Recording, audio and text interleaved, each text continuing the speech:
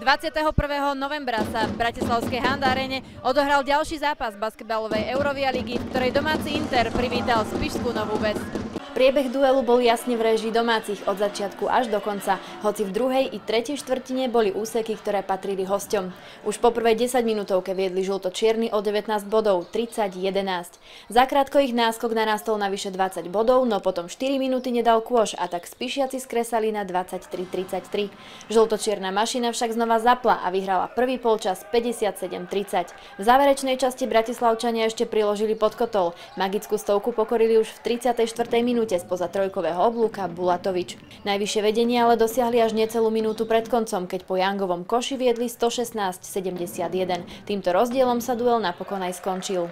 Tréner Interu Ľubomír Urban napriek výhre nebol spokojný s výkonom svojich zverencov, avšak vyzdvihol individuálne výkony niektorých hráčov. Mali sme určité zámery a ciele. Treba povedať, že sa nám nepodarilo splniť v jednotlivých štvrťkách, ale znovu pozitívne môžem hodnotiť fakt, že niektorí hráči vystúpili z tieňa, konkrétne Bulatovič, Miloševič, Martin Bilík, potom aj Andrej Kufa v druhom polčase.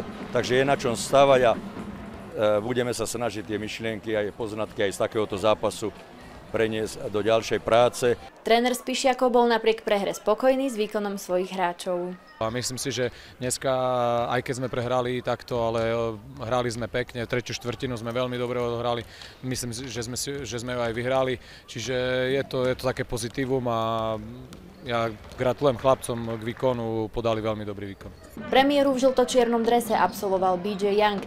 Za 16 minút sa stihol uviesť 10 bodmi, 3 doskokmi, 2 asistenciami a aj 2 utešenými blokmi. Je predčasné hovoriť o takomto zápase, potreboval sa zaklimatizovať. Hlavný zámer bol potiahnuť hru smerom k protiútoku a využiť výhody otvoreného ihriska, čo on by mal spĺňať, prienikové situácie, trošku doskakovania podobom a košmi a náročnejšieho fyzického basketbalu. Javí sa mi po tých úvodných tréningoch, že by tieto atribúty mohol splniť. Myslím si, že som hral dobre, ale viem, že dokážem podať aj lepší výkon. Musím si oddychnúť, pretože som prestupovala 4-krát, ale na prvý zápas to bol celkom dobrý výkon. Bob Young sa narodil v roku 1993 v americkom mestečku Florissant pri meste St. Louis. Veľký talent naplno potvrdil už na strednej škole v univerzitnej lige, z ktorej sa prebojoval do týmu americkej NBA Houston Rockets. Inter si ho vybral z taktických dôvodov. S tímom chcem pokračovať vo víťazstvách.